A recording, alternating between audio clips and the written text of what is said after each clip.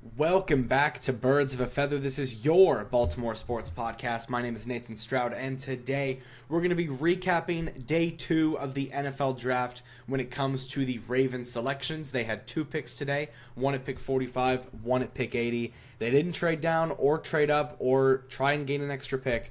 They sat and stuck with their 2 picks that they had. We're going to go over those in a second, but we're also later on in this episode going to be talking about the Orioles' 10-3 win over the Boston Red Sox, where the Orioles' offense and those bats were hot today in Baltimore, Maryland. But moving over to football real quick, we're going to be going over the 2 Ravens draft picks they had today. And the first one that they made at pick 45 was Zion Young, the edge rusher from Missouri. He is really a jack-of-all-trades type player. If I really had to kind of compare his tape to someone, and not like that just because they're on the same team, but Mike Green, like they are very similar players when it comes to the mentality and the viciousness and the competitiveness of these guys. Both of these guys seem very competitive about the game. They're vicious edge rushers. They're good in pass rush. They're good in run defense. Zion Young also can drop back in coverage a little bit, so that's something that he can do a little bit better than Mike Green. I think Mike Green is obviously a way better pass rusher than Zion Young, but I do think that Zion Young is good in the run game. He has good frame, good size, good hands, and he's also can draw back a little bit and play a little bit of coverage. So, jack of all trades type player. Going to be very interested to see where they use him. I'm sure it's going to be off the edge most of the time. He's going to be pairing up with Mike Green and Trey Hendrickson, which is going to be great to see. Lots of expectations for Zion Young. This is someone who could have easily gone in the first round, to be honest with you. Had a lot of top 30 visits with a lot of different teams, including the Ravens. And a lot of people had him mocked in like the mid to late 20s. Or even like picks 31 or 32 or whatever. So he was he was a first round talent, to be honest with you. He was a first round talent that fell to the Ravens in day 2. And this always happens. There's always players who are first round talents that fall for whatever reason to someone. And it seems like recently, more times than not, those players do end up proving a lot of people wrong. So I'm hoping Zion Young can take that same path. But Zion Young, he's a beast. He's a crash-out demon. He's very competitive, very good in pass rush, very good in run defense. Just a beast. He really is a beast. Very good frame, very good size, very good arm length, hands, all that. He has all of the skills and all the tools to be a great edge rusher in this league. The thing that I think goes against him a little bit is just because some people kind of look at him as a jack of all trades but a master of none. And what that kind of means is like you're capable of doing multiple things, but you're not necessarily elite at any of them. And I understand that a little bit when you watch his tape. I think he's a very solid pass rusher, solid run stopper, and solid if he drops back in coverage a little bit. But we'll see how Jesse Minter ends up using him. Obviously, I'm going to trust Jesse Minter and Anthony Weaver to find the best place for him. But I'm glad that the Ravens did address edge. They sat at 45 and they let the board fall to them. They could have gone receiver, could have gone Chris Bell, could have gone, Chris Brazel, could have gone whoever. But they did stick and get probably the best player available at the time. I mean, you can argue Jermod McCoy, but to be completely honest with you guys, Jermod McCoy, spoiler alert, is still available right now heading into day 3 of the draft. He did not go in the first 100 picks of this draft, so I really don't know if this Jermod McCoy knee injury must be catastrophic, because the fact that he hasn't gone is ridiculous, because he had better tape and better film than Mansour Delane, but the only reason why he's falling is because of this knee issue. So it'll be interesting to see if the Ravens take a shot at him tomorrow if he's on the board. I do think that they will if he falls far enough, because we do have 8 picks tomorrow. So I really don't know what's going to end up happening with the Ravens picks tomorrow. We do have 8 picks tomorrow, which is crazy. Half of those guys probably won't even make the team, to be honest with you, but it'll be interesting to see what they do in rounds 4 and 5 specifically. The Ravens still need a center. It'll be interesting to see if we just take a shot on Jacoby Lane. I know that I know receivers I know corner would be in the cards, so it'd be interesting to see if we get him. But Zion Young, that's who we're talking about right now, obviously. He's a great player. Very happy with this pick. He was one of my top 5, really, arguably, honestly, one of my top 3 players I wanted most going into day 2 of the draft for the Ravens. Definitely in my top 5 players that were available. I said this yesterday at the end of the video talking about Vega Ioane. I like this pick a lot. I think a lot of Ravens fans are pretty much on board with this pick. Pretty much everyone is happy about getting this guy. He's a beast. Very excited to see him play and learn behind Trey Hendrickson. And the next player that I want to go over, and this was our third and final, or this was our second and final pick of day 2 of the draft. Again, we only had 2 picks on day 2. We didn't trade up and get any more. We didn't trade back and lose any. We got Zion Young at 45. We got Vega Ioane at 14, and then obviously we have pick number 80, where the Ravens sat there and got their receiver. They got Jacoby Lane, wide receiver out of USC. This was the wide receiver 2 behind Mekhi Lemon at USC this year. He's been with USC for 2 years. I think he has like 100 catches, 1,300, 1,400 yards, and like 20-some touchdowns in the past 2 years at USC. This guy is the definition of a jump ball demon. I mean, he is a jump ball specialist. He is a red zone specialist. And we really haven't had this type of receiver for Lamar. I mean, I guess since DeAndre Hopkins, but I guess like a young receiver that we can kind of develop. I guess since Miles Boykin.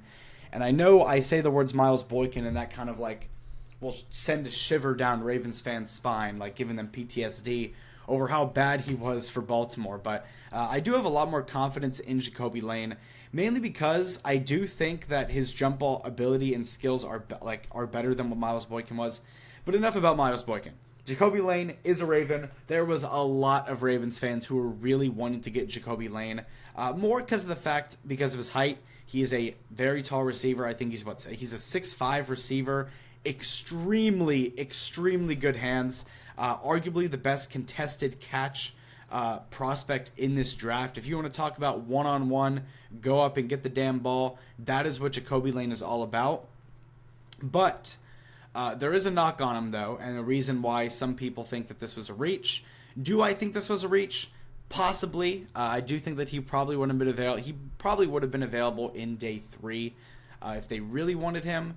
I really wanted the Ravens to get Chris Bell at 45. He ended up actually going to the Dolphins, so shout out to him. But I really wanted the Ravens to get Chris Bell at either 45 or pick 80.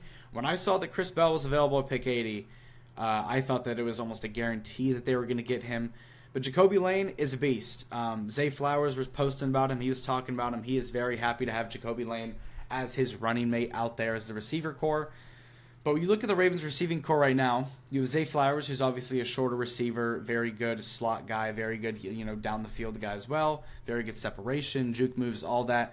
You got Zay Flowers, you got Rashad Bateman, and then you got Jacoby Lane. Jacoby Lane is probably going to be competing with Devontae Walker for wide receiver 3. I think Devontae Walker probably will open the season as wide receiver 3, unless we acquire another receiver, like a veteran receiver. I don't know. But drafting a wide receiver in the 3rd round is pretty rich. Like, I'm sure they're going to probably expect Jacoby Lane to make an impact. And this guy, I mean, he might as well be a tight end, to be honest with you. He is a very lanky receiver, long arms, great hands. And that's the one thing that I really want to emphasize when I'm talking about Jacoby Lane, is how good of a one-on-one contested catcher he is. He probably has like the most entertaining or best highlights and film. Not best film from a receiver, but you want to talk about highlight catches, that is what Jacoby Lane is. If you go and look up Jacoby Lane highlights on YouTube, I guarantee you will be entertained by him. He is an incredible contested catch receiver, someone that Lamar really hasn't had in quite a while, and I would love to see this year Jacoby Lane just get a couple of jump balls in the end zone on 1st and 2nd down. Give him that opportunity, because from what I've seen from his college tape, he can really come down with that ball. And the Ravens didn't really have that guy. They didn't have someone where you can just give the ball to and hope that they, go up and catch it. You know what I'm saying? And what I will say about Jacoby Lane, his separation is not good. His speed is not necessarily that good. His route running really is not that good. But he's a great contested catch receiver. That's all that he is. He is a contested catch end zone guy, which if the Ravens are able to utilize him correctly, Declan Doyle, I put all my trust in him. If he's able to use someone like Jacoby Lane correctly, he's going to be extremely valuable for this Ravens team. In my opinion, this kind of in a way, sort of reminds me of that one receiver in Detroit, the Isaac Tesla guy. This is what this reminds me of. Isaac Tesla is a little bit of a taller receiver, but he was known specifically for his highlight catches in college. I think he went to Tulsa or something like that. He was a great, like, not necessarily the best separation, not necessarily the best speed, but you want to talk about going up and getting a ball and coming down with it in the end zone or just getting like a clutch first down. That's what Isaac Tesla was. This is very similar to that in my opinion. I think Declan Doyle and the Ravens wanted to kind of they wanted to give Lamar a jump ball target. They lost Isaiah Likely, who, really was a big jump ball guy for the Ravens. Obviously, he played tight end. But giving the Ravens just a jump ball receiver, I'm sure we're going to give Jacoby Lane opportunities to come down with big catches. And over time, he can be a really trusted target for Lamar Jackson. I'm hoping for the best. I've seen some incredible clips from him. As an overall wide receiver, he's probably not incredible. But for the role that he's going to play in Baltimore, I think it can really, really work out. And he can be like a really sneaky good player for the Ravens this year if we're able to utilize him correctly. And before we talk about the Orioles game, which we're going to talk about in just a second, there's a lot of positives to go over with that. I do want to quickly go over some players that are still available on the board for the Ravens. There's quite a few pretty good receivers left on the board. I don't know if we're going to go receiver. I'm sure we probably, with one of our 8 picks, will probably go receiver. We'll see. I think corner is in the books for the Ravens. Because I think we have picks I actually do want to quickly go over what picks the Ravens have tomorrow. Because there's 4 rounds tomorrow. There's going to be a lot of picks, like 170-some picks tomorrow. Going to be a lot. So the Ravens tomorrow have picks 115, and they have 1 pick in the 4th round. And then they have pick 154, pick 162, pick 173, and 174. And then in the 6th round, they have pick 211. And then in the 7th round, they have pick 250 and 253. So they have, 2, 3, 4, 5, 6, 7. They have 7 picks from rounds 5 through 7. And they have 1 pick in round 4. It would be really nice to see them maybe trade one of their 4 fifth-round picks to move up in the 4th round and either move up or, acquire another 4th-round pick. Because we have pick 15 in the 4th round, I'm pretty sure. Yeah, pick 115, overall pick 15 in the 4th round. There's still some pretty solid players left on the board. Obviously, the one that stands out a lot is going to be Jermod McCoy. And if he's on the board at pick 115, which I have a feeling he's not going to be, I have a feeling he's going to go really early in round 4. I can definitely see a team like the Bills taking him. I can see a team like the Raiders picking him. I can see a team like the Chiefs picking him maybe. I can definitely see a team like that taking a chance on him. I can see the team like the Cowboys taking a chance on him. I think like the Cowboys have 2 picks here, almost back-to-back. I think they'll take him on one of them. But for some reason, if he does fall to pick 115, I would be okay with taking a chance on him. Or if they're confident that he'll go in the 5th round, then we can go that direction as well. But I'm fine with the Ravens taking a chance on Jermod McCoy. Obviously, there's a lot of questions about him and whatnot. But what the Ravens need the most as of right now, they acquired an edge rusher, they acquired an offensive guard, and they acquired a receiver. The thing that they need the most is 100%, no doubt about it, a center. And there are 10 centers left on the board. There's 2 really good ones, in my opinion. Sam Hiked and Connor Liu. Both of these guys have been connected to the Ravens in some way. I would love for the Ravens to draft one of these 2 guys. I think that Sam Hiked was a top 3 center in this class. Yeah, ESPN has him ranked as the number 2 center. I had him ranked as a top 3 center. He's still on the board. Connor Liu is another good option. I'm almost 99% certain that the Ravens will end up landing one of these 2 guys. A lot of the teams that already went center, I think, are done with drafting a center. So I think that the Ravens are going to... I think at 115, the Ravens are going to draft one of these 2 guys at 115. I just think that that's what's going to happen. I think D tackle is still in play for the Ravens. Caleb Proctor could be interesting. Xavier Harris could also be interesting. DeMonte Carpart could be interesting. So I think D tackle's in play. Center's the number 1 need. I think at pick 115, we have to go center if one of these 2 guys is here. If we're confident that they'll fall to round 5, then I guess you can go Jerome McCoy maybe. But center, D tackle, I'm okay with maybe going linebacker. But center, D tackle, tight end, and maybe corner are like the ones that I'm really looking at right now. But definitely center, D tackle, and tight end. Center, tight end are the top 2, but a lot of the tight ends went. Eli Stowers went, Oscar Delp went, the tight end from Ohio State went. So a lot of tight ends are already off the board.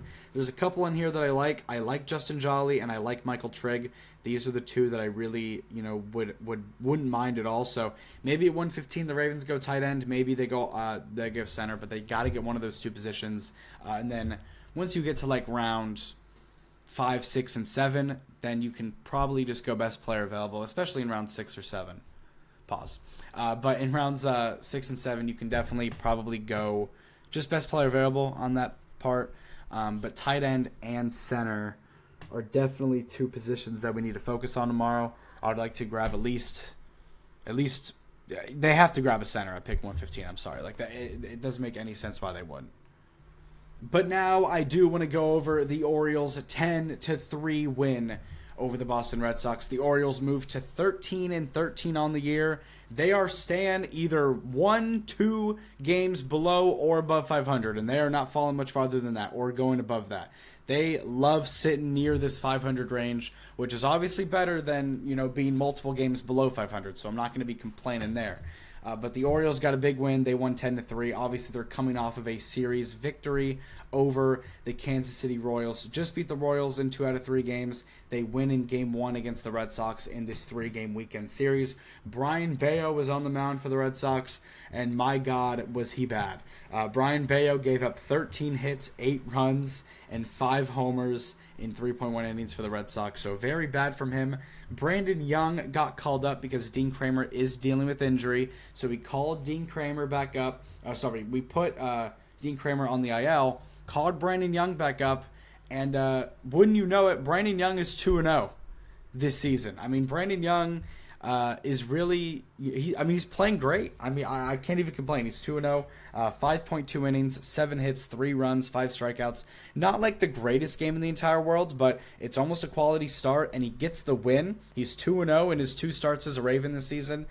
So hopefully, again, he's playing the 5th starter right now, so hopefully he can keep doing his thing. But going over to this offense, and there is a lot to go over in this offense. A lot of best games by certain players. Gunnar Henderson in this game, 3 for 5, 3 runs, including a solo home run. Gunnar Henderson's up to 8 this year. Taylor Ward, 4 for 4 with 2 runs scored and a walk. So 5 plate appearances for Taylor Ward. Adley Rutschman, player of the game 100%, 3 for 5, 2 home runs, and 6 RBIs in this game for Adley Rutschman. Hey, look, man. We all wanted Adley Rutschman to have a bounce back year after like the past 1.5 seasons have been pretty bad for Adley, dealing with some injuries the past 1.5 seasons. We really were we were looking to have a comeback, right? We were looking to have a comeback in the past 1.5 seasons. We were looking for that big bounce back year for Adley. And my God, is he playing out of his mind right now? He is, I guess, in the games that he's played, the best overall hitter for the Orioles. I'm pretty sure he's only played in, 2 games since he's been back from the injured list. But he's been incredible. He has 3 home runs in the past 2 games since returning from IL. I was worried that he was going to come back from the injured list and, get back to a slow start. And I was worried that the injuries was going to affect him, like his ankle was going to affect him. No, it doesn't seem like that ankle is affecting him at all. He played incredible today. This is his best game probably in like 2 years, honestly. 3 for 5, 2 home runs, and 6 RBIs for Adley. Adley Crushman, we'll call him today. 349 batting average, 417 on base percentage, and a 698 slug through 12 games of the year. Again, it's a smaller sample size, but Adley Rutschman's doing his thing. He saw that Samuel Basayo extension, and he really decided to lock in. And I'm not speaking down on Samuel Basayo because he also had an incredible game today. We'll go over him in a second. Pete Alonso, the man known for hitting home runs, hitting bombs, did not hit a home run today. He was not invited to the home run party that the Orioles were throwing today. Pete Alonso was 1 for 5 today. He was not great. He did get a hit, which obviously I'm not going to complain about, but 1 for 5 for Pete Alonso. Pretty disappointing day for him. Dylan Beavers, 3 for 5 with a run scored and a solo home run in this game. Dylan Beavers and Samuel Basallo are really starting to come alive. These rookies for the Orioles, the rookies that we've talked so much about, even going back to last year, you know, even through the first, 26 games of this season, they're starting to show their mark, and they're starting to make their mark on this team. You'd love to see it. Dylan Beavers, 3-hit day. Samuel Basallo, the other rookie, 4 for 5 with a solo home run in this game. I think this is definitely his most hits he's had in a game in his career. Samuel Basallo, 4 for 5. And this is someone who has had some struggles in terms of at-bats, in terms of average, and we just saw Samuel Basallo have a 4-hit game. And he's had multiple multi-hit games here recently. So Samuel Basallo starting to get into a groove. Again, he's only 21 years old. He's doing his thing. Leody Taveras, disappointing, went 0 for 4. Kobe Mayo went 2 for 5 with a home run. And Kobe Mayo has now had a home run in 3 straight games. 3 straight games where Kobe Mayo has hit a home run, so shout out to him. He's figuring it out as well. And then Jeremiah Jackson was 0 for 4 today. So Jeremiah Jackson and Leody Taveras didn't get hits in this game, but everyone else in the game had at least 1 hit. There was 1, 2, 3, 4, 5, 6 players on the Orioles who had multi-hit games, and there was a home run from Gunnar, 2 home runs from Adley, a home run from Dylan Beavers, a home run from Samuel Basallo, and a home run from Kobe Mayo. 6 home runs for the Orioles, 20 total hits for the Orioles, and 10 runs scored. And you know what's funny? The Orioles probably could have scored a lot more runs in this game. They were 1 for 8 with runners in scoring position and left 10 guys on base. Like, they hit 6 home runs, they had 20 hits, but they only scored 10 runs. They could have done a lot better. Obviously, I'm not going to complain about that. But, obviously, you want to see the Orioles do better with runners in scoring position just in general as we go throughout the year. It has been a big weakness for this team so far this year. But 6 home runs, 20 hits, 10 runs scored. I'm never going to complain about that. The pitching was solid. The bullpen did its thing. Yanier Cano didn't give up a hit. Andrew Kittredge made his Oriole return. Again, he was with the Orioles last year. He played okay, got traded at the deadline to the Cubs, and then we traded back for Andrew Kittredge. Started the year on IL. We called him back up a couple days ago. Andrew Kittredge made his Orioles return today. 1 inning, no hits, no runs, no walks. He was incredible. And then Caleb Foster out of the bullpen, who struggled a little bit, but obviously it was a low leverage and low stress situation. 2 innings, 3 hits, no runs, and a walk. Doesn't give up a run, though, so you like to see that from him. But Brandon Young, 5.2 innings, 7 hits, 1 walk, 3 runs, and 5 strikeouts. Not bad from Brandon Young. 2-0 in his starts, but now the rotation does reset for tomorrow's game, where we're going to be playing the Red Sox with Trevor Rogers on the mound. Going to be a pretty good game. Garrett Crochet versus Trevor Rogers, both teams ace. I don't think Red Sox fans like calling Garrett Crochet their ace right now, obviously, because he's having a really bad year. I was saying that Trevor Rogers has had a pretty disappointing year. He's had back-to-back pretty bad starts for the Orioles. But Garrett Crochet, man, he's been pretty freaking bad for the Red Sox this year. A 7.88 ERA, 2-3 record, a 1.6 WHIP. He has not been great at all. Trevor Rogers at a 4.08 ERA. I'm hoping that he can can push that down a little bit. The Trevor Rogers that we know, obviously, from last year and at the very beginning of this season was a lot better than that. He's had back-to-back pretty bad starts. If we actually go over and look at Trevor Rogers' recent games, game by game, hold on. Here it is. This season, obviously, opening day, 7 innings, no runs. Then he had 6 innings, 2 runs, 6 innings, 2 runs. First 3 starts, solid games. All of them were quality starts. Past 2 starts, not great. 4.2 innings, 4 runs, 5 innings, 5 runs. So back-to-back non-quality starts for Trevor Rogers. So hopefully he can get another quality start tomorrow. Hopefully he can do Trevor Rogers things tomorrow and play great. And hopefully the Orioles can win tomorrow and win the series. But thank you guys so much for tuning into and listening to this episode of Birds of a Feather. If you like this content, make sure to subscribe on YouTube, follow up on Spotify. Make sure to click the link in the bio to check out the Twitter and the Instagram. I post all the time on Twitter. Make sure to give it a follow. We're about to hit a milestone on there, so make sure to give that a follow. I appreciate y'all so much. I post all the time, live updates. Been doing a lot of draft talk, a lot of draft updates on who guys that I would want. So make sure to give that a follow. Been talking about the NFL draft a lot. Talk about the Orioles obviously all the time. Make sure to give that a follow. I appreciate y'all so much. We'll be back at it again tomorrow discussing game 2 of Orioles versus Red Sox, where hopefully the Orioles are going to win the series. So we're going to be going over the game against the Red Sox tomorrow, and we're also going to be talking about all of the all of the Ravens Day 3 NFL draft picks. Going to be a lot of them tomorrow probably, so probably a little bit longer of a video. And then I'm pretty sure on Sunday I'll probably do a recap of the Ravens draft and just talk about things that I liked and didn't like with the Ravens pick. So again, I appreciate y'all so much. I'll see you tomorrow. Peace out.